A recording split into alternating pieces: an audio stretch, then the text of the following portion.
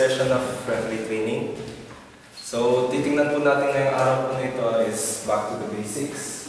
So, titingnan po natin ang mga violations and fouls. Kung ano pong pinagkaiba ng dalawa at kung paano po tawagin ang tama. Tapos titingnan po natin ang gestures, ang tamang gestures ng isang referee. And we'll see yung positioning po. Okay, so we'll start with 2 referees first para makuha niyo yung basics, then we'll go to 3 referees. Okay, so violations and fouls. So alam niyo naman siguro ang pinagkaiba ng violation and ng foul, di ba? Foul is body contact o kung anong mga foul at violation. Ang tama po pagtawag ng isang violation, whistle, asang kamay. Tapos ituturo ang violation, either traveling or dribble. And then we show which team gets the ball. Okay, so violation, whistle, we show the violation, and then we show which team gets the ball. And ang foul, ganun rin po, kaya lang po fist. Okay, diretsong fist. Ako kanina yung bola mapupunta. So, hindi pa na kung sino yung na-foul. Hindi pa. Okay, violation, open hand. Okay, foul, fist. Kung gusto niyo po ituloy yung player na foul, pwede po. Pero waist, sa bandang waist, huwag po sa mukha. Para hindi po masama ang dating sa player, hindi po magalit ang player sa akin. Pag galit na player, pero pag foul, pwede automatic. Ganun po, foul, ganun po. Ganun po lagi pag foul. Ganun. Kahit anong foul. Kahit anong foul, ganun. Basta buong kamay. Buong kamay, sarado, tapos violation, ganun na. Kung ganyan, dirty naman yan. Okay, so, tingnan po natin ngayon ang gestures. So, traveling. Ano pong gagawin pag traveling? Ano po muna? Yun, ganun, whistle, ganun, yun, tama yun, okay? Taas na kamay, traveling, and we show which team. Dalawa po ang daliri paggamit. Yun po ang FIBA regulations. 2 daliri. Either ganun, either ganun. Hindi sa player. Pag violation, walang player. Walang player. Saan punta ang bola? Saan pupunta ang bola? Okay. Hindi ko sino nakakumit ng violation. Kasi violation lang po yun. Sa foul po, pwede po magtulong ng player. Okay, so, traveling. Ganun po. Okay. Ganun. Itong ating ito. Traveling. Anong team? Possession. Double dribble. Ganun ha. Ganun po. Ganun. Team. Carrying the ball. Ganun lang po. Okay. Ganun po ulit. Lagi po may ganun. Hindi ko na po gagawin yun. Papakita ko lang po yung tamang gestures. So, traveling, double dribble, carrying the ball, lifting. Ganun rin po yun. Okay, 3 seconds. You show which player has committed 3 seconds. So, you whistle, and you show which player. If it's you, or you. Okay, then you show the possession. Here po sa lahat of 3 seconds. Okay, pag 8 seconds, ay 5 seconds po pala. Ang 5-second rule, kailangan po muna mag-dribble ng isang player and then stop the dribble. And then doon po magsisimula yung 5-second rule. And after it's 5 seconds, whistle, show 5 seconds, and show the possession. Kahit may nangakaras sa kanya. Kahit may nakakalas. Basta meron yung bola ng 5 seconds. Nag-stop ko sa gitna. Halimbawa, pinasahan ako ng bola. Pwede kong i-keep yung bola kahit gano'ng katagal. Basta hindi ako nag-dribble. Once I dribble and I stop, doon Bibilang. Yan, kahit walang press yan. Kailangan bilangan. Ito pag bibilang, kahit wala pong guard, pag bibilang ipapakita po yun ng referee. Ganun. 1, 2, kahit di po sabihin. Ganun rin po sa 8 seconds. Pag 8 seconds, halimbawa may depensa, dapat 8 seconds makatawag ng card. So yung referee, pag bibilang, ganun. Tapos pagdating ng 8 seconds, 8 seconds, and show the other way. Pwede tayo mag-rely sa shot clock. Pag tungtong ng 16. Mas maigi po sa 8 seconds, magbilang po. Kasi minsan po, yung operator ng 24 seconds, nadi-delay. So question, in the situation na magkaiba yung tawag mo dun sa shot clock, meaning 8 seconds ka na, yung shot clock 18 pa lang, which means 6 seconds pa lang siya shot clock. Ano ang nangyayari ron? So, Sino mo susunod? susunod po ang referee. Ang papaliwanag po ng referee is the shot clock didn't start Na-delay. on time. Okay? Same way kapag naman 14 seconds na lang at hindi ka pa tumatawag na 8 seconds. Okay, very good. 16 seconds po yung 8 seconds. Exactly. Kaya nga sabi ko 14, so ibig sabihin advance na yun. Advance po na, pauna po yun. So, Correct. ang 8 seconds po, hindi po shot clock. Very good. Gamit po natin. Kailangan mapanood ito ng maraming player. Dapat pala, hindi. Referee dapat. Referee, dapat po Mag-explain lang talaga, hindi mag-referee. Pakita po dapat. Kasi ang problema po, Mapanood yan, wala na reklamo. pag problema po, hindi nakagano na po referee. Tapos biglang nag-8 seconds. Depende. Hindi pwede magtataka yung player, hindi ka naman nagbilang eh. Hindi ko yung makikita ng player na naganon kayo. Tama, very good. Wala siyang masasabi. Okay, 24 seconds, that is where we rely on the shot clock. Okay, we set 24, this is the sign for Ay, hindi mo sa ulo yun. Hindi po ulo. Shoulder. So, we set Ikikita natin sa ulo, di ba? shoulder, and you show which direction you go. Saan mo wala? Okay, backward violation. We said, ganun na po. And then you show the other way. Kickball. We said, show your foot. And you show which team gets the ball. Out of bounds, you only whistle.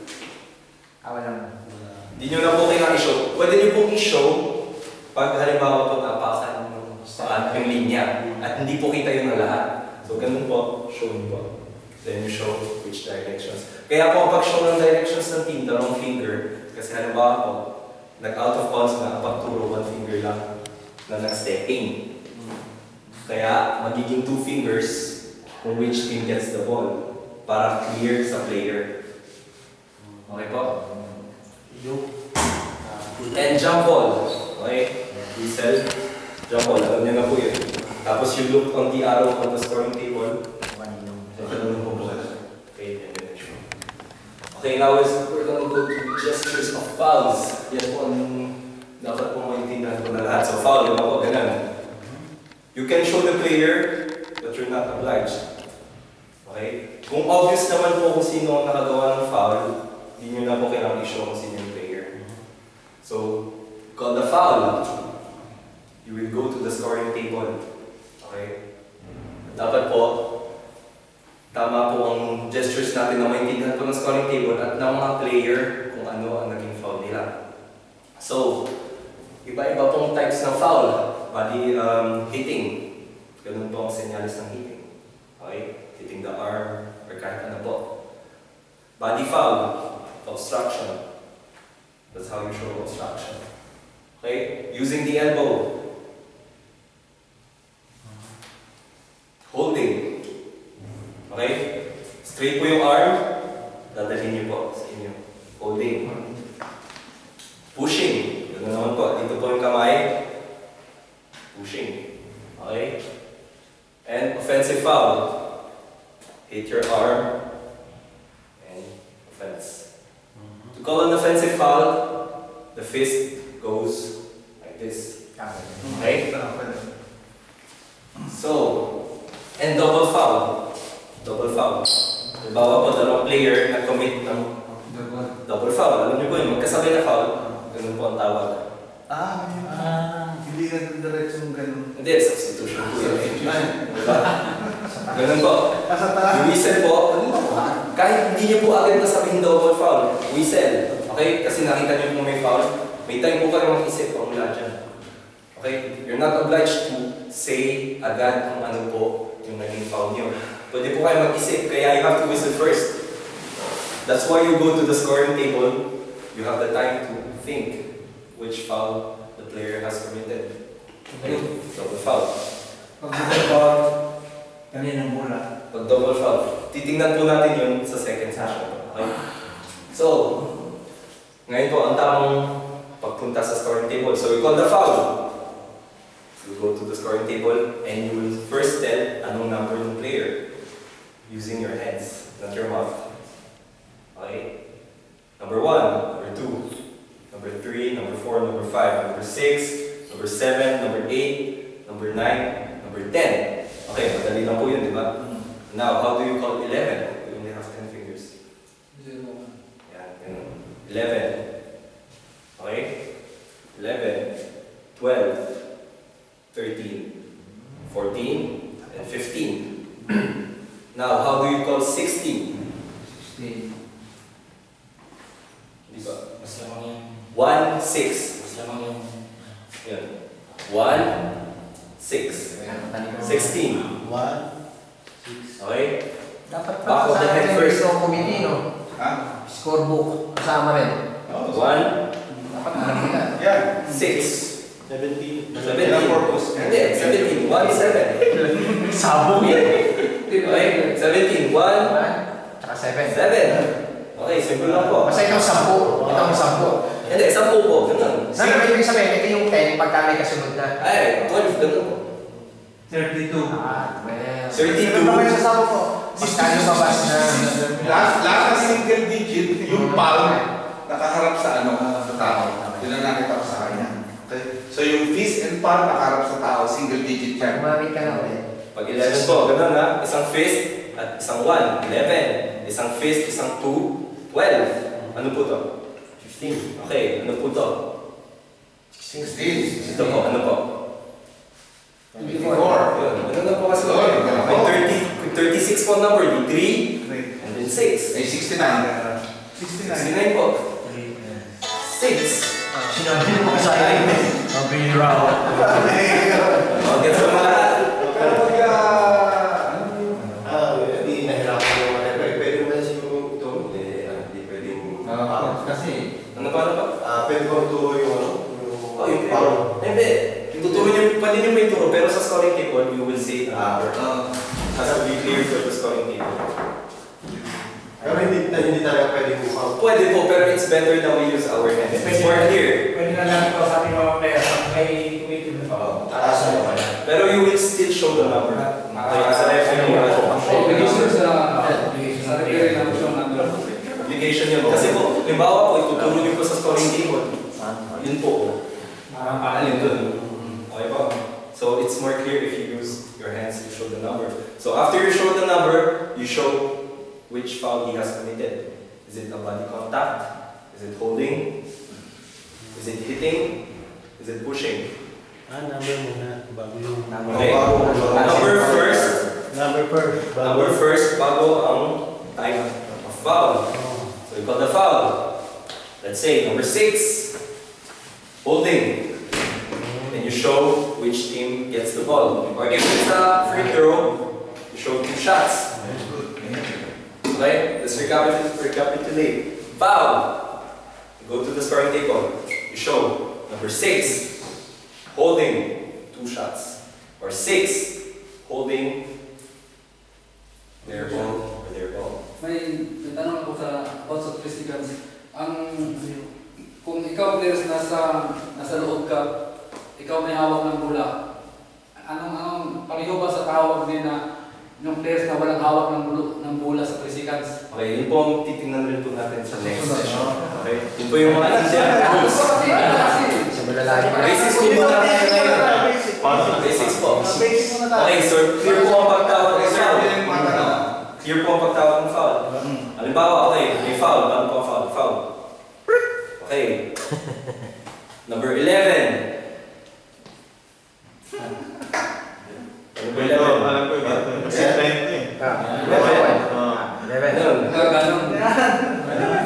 So, hindi 0-1 to ah. 11. Nakain mo na.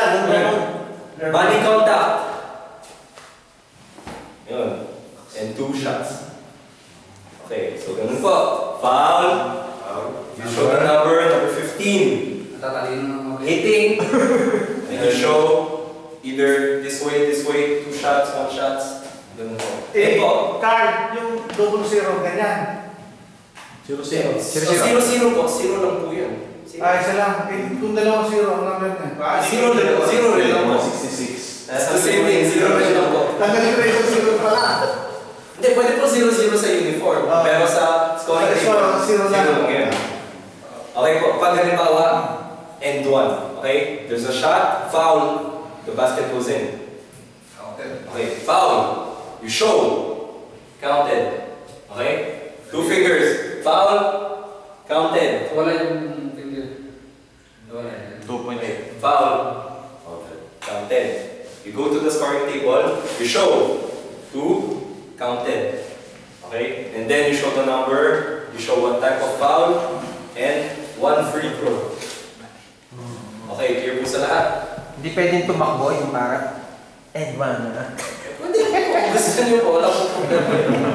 Okay, next po. Excited eh. Si Rodel kasi yun eh. Okay, now, technical foul. Yeah. Whistle. Okay? This is not a technical foul, this is time out. Okay? Technical foul, ganun. Okay? This is time out. This is technical foul. Okay, so whistle, give the technical foul, and you go to the table. You give the number 10. Technical foul, 1 free throw plus possession. Okay? Yung mga in-depth rules po ng technical foul, kung paano po magbigay ng bola, titingnan po natin yun sa second session. Okay. Ito po. Unsportsmanlike foul. Or sa NBA po, o kaya NBA, flagrant. Ganun din po sa PBA. Flagrant foul ang tawag po dun. Pero sa FIBA rules, it's called unsportsmanlike foul. Okay? It's a flagrant foul, a hard foul. Okay, yung bad foul, yung sinasadya. Okay? So, call, and you hold your arm like this. Okay? Call the foul, you have the time to think. Hindi, pag flagrant po, wala pong technical. Flagrant po, ganyan. Titingnan po natin second session. Okay, foul, flagrant foul. Go to the scoring table, show the number. Number 12. Flagrant foul, 2 shots plus possession. So sa ngayon, puro mga gestures pa lang ang tinatakil niya. Tapos lahat ng mga different cases, right from the start, itatakil niya sa second sessions. Okay, basics po muna tayo ngayon. Okay. And, disqualifying foul. We said, double hand. Okay? Disqualifying, and the player has to get out of the gym, not the court, the gym. Okay? Titingnan din po ulit natin yan sa susunod na session. Okay?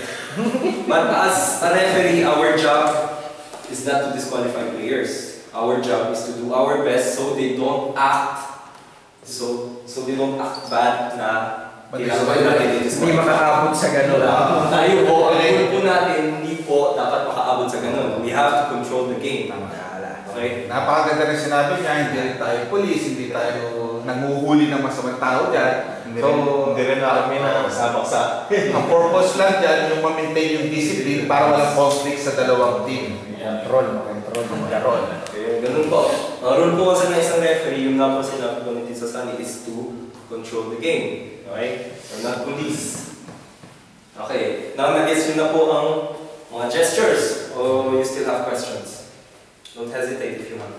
Paano ba yung halimbawa yung seconds to play na lang, gusto mo pang halimbawa yung hindi naman hard foul, basta niyapos mo lang para Dali kayo, yung tanong mo ba about gestures o situation na yan? yung sa sitwasyon. Hindi, meron tayong second session para sa situation. Pero to answer just that quick question, that is a normal foul. Okay? But we'll see that. Sa gesture. Ewan ko kung pupuntahin ko sa positioning eh. Pagka ginagawa niya sa referee yun, so siyempre, busy siya sa committee mag-signal. So yung dalawa,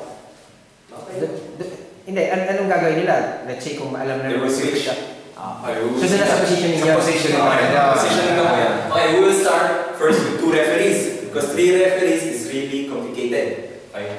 2 referees is just simple.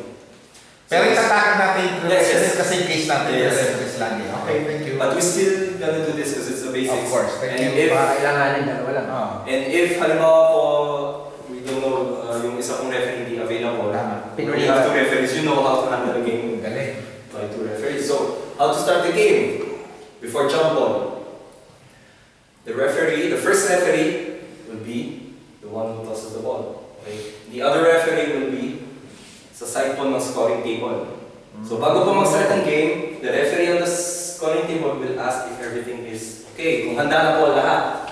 Okay? Kung handa na po ang 24 seconds ang game time and ang scoring table. Kung okay na po, senyasan niyo po ng okay yung isa ng referee. Okay? Senyas na okay, and ganun po ang position. Pag naka-raise mo hand, parang violation po, di ba? Ibig sabihin po ng the clock doesn't run. The clock will run when you, pag binaba niyo po yung kamay niyo. So, okay? Okay na po lahat? Okay, game.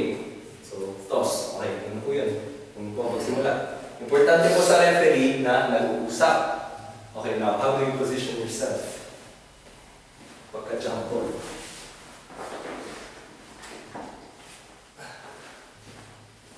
Okay, here we have the referee sa scoring table. Okay, here we have the referee na nag-toss ng bola. Okay. Yung sa scoring table, siya ang pupunta sa ilalim. As a referee, we have to run. Okay? Obligado po tayong tumakbo para po makita natin ganun pala yun. ang game. Kasi kung hindi po tayo natakbo, hindi po natin makikita yung nangyayari natin. Okay? So, ang nasa scoring table, kung saan po pupunta ang bola, kung this side, yung referee po na nasa scoring table pupunta. Siya yung nasa ilalim. Dapat nandito si Mario. Okay? Ganun din po sa other side. Nandito po yung referee sa scoring table. Kung yung bola pupunta po doon, ang referee po nito mauuna. Ilalim ng basket. And then yung isa po, susunod na lang.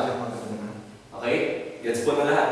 Sino pong referee na nasa scoring table, siya ang mauuna papunta sa ilalim. Sa ilalim. Wala nang pupunta yung magtuturuan na yan. Okay? Gets po. Rotation naman. Okay, now, on the basketball court, we have 6 zones. We have zone number 1, number 2, number 3, number 4, number 5, number 6. Okay, importante po yan na matandaan po natin ang zone na yan. 1, 2, 3, 4, 5, 6. Okay, so we have 2 referees on the court. 1 under the basket, 1 on the 3-point line. The one under the basket is called the lead referee. Okay, and the one on the 3-point line is called the trade referee. Okay, so when you only have 2 referees, yung referee po always on the left side of the court.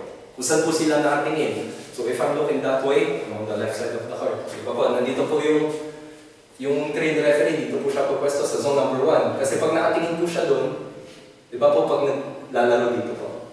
So ang referee doon po nakatingin. Since doon siya nakatingin, dito po yung left side niya. Pero po yung lead referee, dito po ang left side niya kasi doon siya nakatingin. So dito ang left side niya.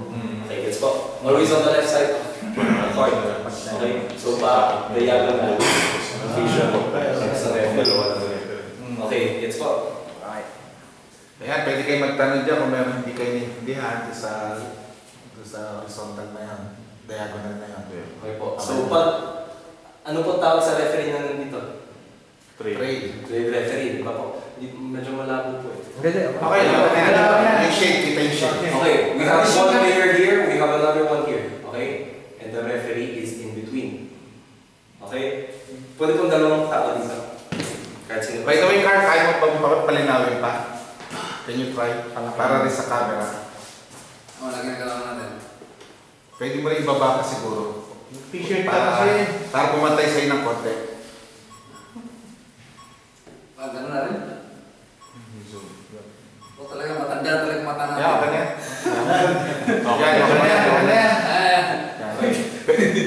Mabababa mo ng konti. Yeah, perfect. Yes, thank you. Yung malabo na talaga paningin natin. Okay po. Kayo po ang may bola. Okay? Doon po yung basket. Kayo po ang may bola. Kayo po ang defense. Okay, as a referee, you do not stand here. Hindi po kayo tatayo sa likod. Kasi wala po kayo makikita. Sa blind side. Okay? You have to search for the window. Okay, that's what we see in the first picture sa left side. Okay? Ganyan po situation. One player on offense, one player on defense. The referee is here. Not here. Gagalaw. Okay? Yes, as a referee, you have to change your position kung saan po nandun ang mga players. Okay? So you always look for the window. At lagi sa left side. Lagi po sa, pwede po maging sa right side ng player, but left side ng court. Okay, very good. Okay, thank you po. Okay. So, here's the referee for the window. What zone is this? Zone 1. Okay, this 2. Zone 1. Zone 1 pa rin po. Okay, so ganun na rin po ang situation. Sa center yung 2. Okay, ito po yung isang player, ito po yung isang player. Here's the referee, here's the window. Okay, what zone is this? 2. Okay, kita niyo po, one player here, referee, window. What zone? 2. Okay. But dito po, ang player nag-move dito. Ah. So the referee has to move as well. Okay? Kasi dito po, malayo siya. So pupunta po siya, lalapit po siya. Titingin po siya dito. Kailangan window talaga lagi. Window po talaga lagi. Okay, not too close. Because if you're too close, you don't see well. Mamatter rin yung Okay? And you will bother the player. If you go far, if you go... Around 3 points. Depende po yun sa player. Okay? Kasi kung masyado po kayo malayo, wala naman po kayo makikita. So tamang adjust na po. Depende po yun sa bawat tao. Kung ano po ang... For the nearest referee, sa talagang patawag. The nearest referee will call the foul. Okay, so we're gonna see the zones here. Halimbawa, yung malayo nakatawag, tapos iba naman yung decision ko, ako yung nearest. Sinong... Mag-uusap ka. Kahit malayo siya, kapag malayo. Dapat po hindi po siya tatawag. Pag ang referee po malayo, hindi po siya pwedeng tumawag. Kahit po na-miss po nung malapit. You're a team. Okay, as a referee, you're a team. You will make mistakes. Like in basketball, you will make mistakes. But you will not blame your Pero kung teammate. malayo ka, huwag kang tatawag na din na. Hindi po pwede tumawag pag malayo. Kaya sa Sino po ang mas malapit? kaya sa may zone, Jory. Kaya po may zone. Okay, so, yun nga po ang zone. Ang zone po ng trail referee is the zone 1, 2, and what zone is this? 3. Okay, 3. 1, 2, and 3, and zone number 6. Kasi he's the left side. Okay? So, when the ball is here, zone niya po, so lalapit po siya ng konti. Dito po siya pupunta. Okay, guys nyo po yung lahat yan. Okay, that's the trail referee. Now, the lead referee. Okay? Ay, hindi. The ball is in position 4, 5, and 6. 4, 5, and 6. But you're still the trail referee. Where do you position yourself? So look, kung nandito po sa zone number 4, hindi nyo po to zone. Sa lead. Lead referee zone yan. So, you look your zone. You look to zone number 6, to zone number 1, to zone number 2, and to zone number 3. Yun po ang dapat rin po natin ma-practice. Ma-practice lang po natin yun sa pag-referee. Yung mata po, hindi po sa bola. Okay? Kasi ang nangyayari po sa atin, ang tatlo po ng referee, natin sa bola. So, ang nangyayari sa likod, ito natin nakikita. So, yun po ang dapat Kaya follow mo yung zone. yun po, follow po natin ang zone. So, as a trail referee, your zone is 1, 2, 3, and 6. Okay, if the ball is not in your zone, you do not call the foul, and you do not look there. Or it's either siguro kukunin na ng lead yung number 3 siguro kasi mas malapit yung lead, di ba, nasa left side. Yun nga, pag-usapan natin. So, Kurt, sabi mo kung wala sa zone ng trail referee, let's say, zone, nasa taas ako, yung zone 1, 2, 3, yun yung ko. Okay, yung bola po nasa 4, 5, 6. Okay, alin po dito? Lahat po ng sample nandito. Let's say yung sa first picture yan. Okay, zone, zone to? Zone 4. Okay. So, kung nasa zone 4, dun yung position ng trail ba? Dito po ang trail. So, yung, sabi mo hindi pupunta sa, dun din lang siya sa zone 1? Zone 1, 2, 3, and 6. Doon lang po siya titingin. Because you're 2, okay? Dito po, 2 ang situation natin.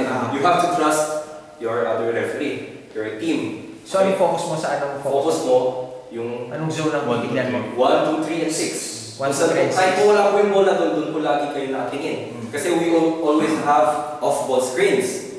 And there are moving speeds, so we have to see that. Okay? There are holding, kahit po walang bola. Yung meron pong naghahawak, so dapat kita po natin. So kung malayo sa'yo, yung dalawang zone, yung 4 and 5, ibibigay mo rin sa lead referee. Tapos sa'yo, cover mo yung remaining. Cover mo the rest. So you have a view. Okay? Okay. Guess po natin yan. Okay. Pag zone, yung sinasabi na zone 3. Okay, balik natin. Kaya si Ramin Okay. The ball is here, zone 4. The referee is here. He looks all around. Okay? The ball is in zone, what zone is this? 5. Okay? Nakatingin lang siya dito. Hindi siya nakatingin dito. Now, the ball is in zone 5. Okay? Pero, malapit sa kanya. Okay po? So siya po ang sitingin dyan. Kasi he has a window here. As a lead referee, you don't have a window here kasi you're behind this player. So pwede ka tumawag dyan? So dyan, pwede po kayo tumawag. Free throw. Basta po malapit sa inyo, doon po kayo tatawag. Pag malayo, hindi po inyo yun. Okay po? Mahirap baka literal natin na kung sino tatawag, kung sino tatawag. Hindi na itawag ng isa, nakita naman ng isa, anong case, anong gagawin mo? Before the lead and the train na referee, hindi nakapito ang train, although sa kanya yung zone na yun, anong gagawin ng lead, nakita niya? Nothing. Hindi niya tatawagan? Hindi niya tatawagan yun kasi pinapahiya mo yung isang